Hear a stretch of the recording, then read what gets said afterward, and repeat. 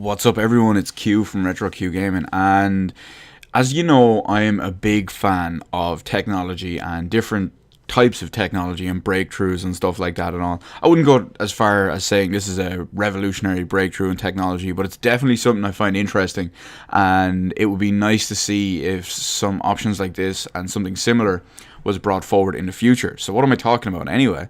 So Forza Motorsport 6 Apex Edition, which is basically a free-to-play variant of Forza Motorsport 6 from the Xbox One ported onto PC. So it's cut down in the sense of less cars, less tracks, etc., etc. But the main thing is it's essentially a large beta test, and that future Forza games are going to be coming to PC.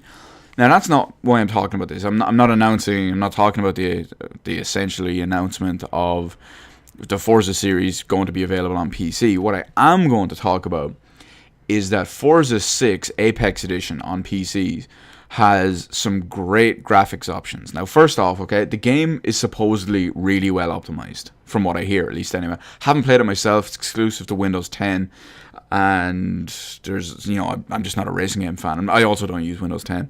But yeah, that's how that goes so far. So it's exclusive to Windows 10 and all, blah, blah, blah. It's supposedly really well optimized. Apparently, there are a lot of graphic settings in it as well. So there are a significant amount. I've seen some screenshots of the actual video menu. I haven't seen I don't think I've seen the entire thing. But there's a decent amount of stuff there as well.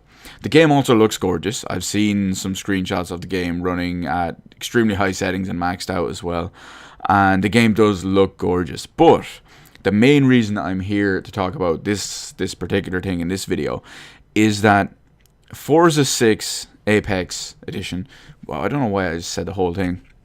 But yeah, on PC it has what are essentially called dynamic scaling options in the graphics menus. So what that means is that you can basically tell the game, I want 60 FPS, and you can let your computer, toggle the graphics options on the fly just to maintain 60 FPS. Because we all know, depending on what's happening on the screen at the same time, or what's going on around you, that actually affects your FPS, simply because it might have to render more cars, it might have to render more rain and weather effects, it might have to render stuff in the distance, stuff up close, whatever you have it. The fact is that you can set all your options. So let's say we look at textures, right? I don't remember off the top of my head what the exact settings are, but you can have the texture settings in Forza Motorsport 6 Apex Edition on PC. You can have those at low, medium, high, or you can set it to dynamic. And dynamic indicates to the computer that you're willing to let the computer have free reign over it to adjust it on the fly while you're playing based on what's happening to keep 60 FPS. You can do this with almost every setting, as far as I know. That's brilliant. That is great. In the pursuit of 60 FPS, which in a racing game is very, very nice, it's definitely something worth looking into. There isn't really any technology like this in games. There is to an extent in, say, some console games. For example, some of the console games on Xbox One and PS4 use a dynamic resolution renderer. So basically, if there's a lot going on screen, it dynamically instantly drops the resolution down a little bit lower to maintain a bit of a smoother frame rate. And then when you get to a smaller, more enclosed area or something like that where there's less to render on the screen, it can maintain the same kind of frame rate at a slightly higher resolution, so it bumps back up essentially. So that can come in handy on the console front. Obviously, PC hardware is much more. I'm going to say capable in a sense, but it's much more capable, and there's so many more variants out there as well. So there's so many more variants and configurations of hardware, be it different levels and different qualities of GPUs and CPUs, different manufacturers of GPUs and CPUs, and the fact that all of them can be mixed and matched together just to have an individual rig to, suit your taste or your budget or whatever it is.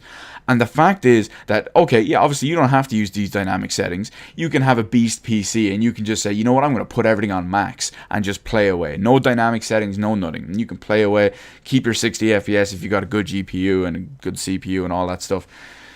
And that's good. That's good for you. Now, for all the other people out there who might not have a top of the line spec PC, they may, now I'm not, this isn't exactly talking about the people who have entry level bare minimum requirement spec. This is somewhere above bare minimum, but it's also below completely maxed out top of the line. So it goes recommended, bit above recommended, bit below recommended. So it has extreme benefits for that. So it's just in pursuit of keeping 60 FPS. They've come out with the technology and they've actually programmed it into a game that will allow you to say, okay, computer, I will let you have free reign over my anti-aliasing quality. I will give you free reign over my textures, free reign over my reflections, free reign over whatever, your lighting, shadows, ambient occlusion, whatever you want. You can set some of them to your own desired settings. You can set some of them to dynamic. You can do whatever you want if you want to keep that 60 FPS. And that, I think that's a great technology, and that's a great thing to include with it. I would like to see a lot more developers put something similar into their games. I'm not really too worried, in a sense, about the what was it called? Oh god, I'm losing the plot. Okay, yeah, I'm not really too concerned about them putting in dynamic resolution scalers in PC games, simply because when you look at console games, there's a lot less freedom and all on them, whereas on PC games you can change every individual setting to whatever you want, because you might like the way it looks, you might like performance, whatever.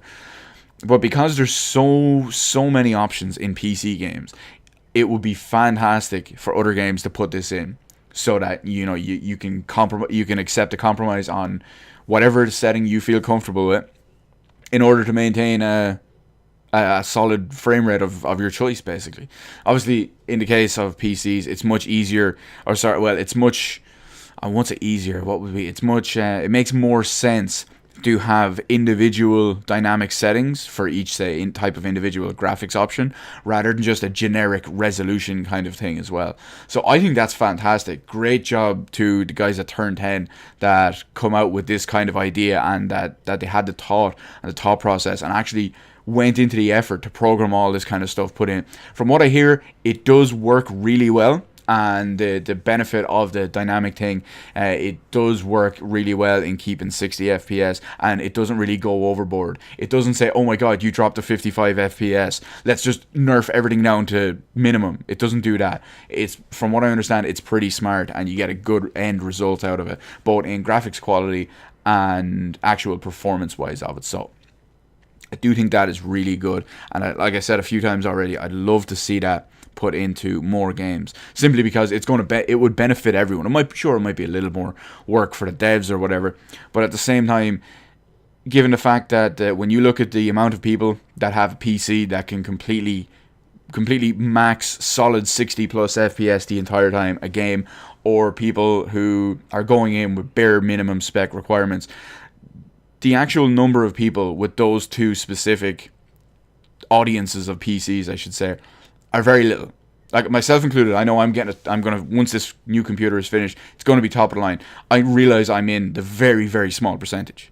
I'm not denying that. I'm not going to say to other people, it's like, oh, I'm going to deny them of possible benefits to them just because I decided to go crazy, I'm not going to do that. So the fact is that they can, by including in options and stuff like this, they can reach a market of a varied market of like 95% of PC gamers, simply because they could have all that in there for every computer in between bare minimum, every computer in between top of the line. That's a hell of a lot of things, and that would go a hell of a lot of a way in keeping, say, 60 FPS if that's what the person chooses. I think it's great. I think it's fantastic. I do want to see a lot more of it. And once I said it before, I'll say it again. It's a great job on Turn 10 for doing something like this.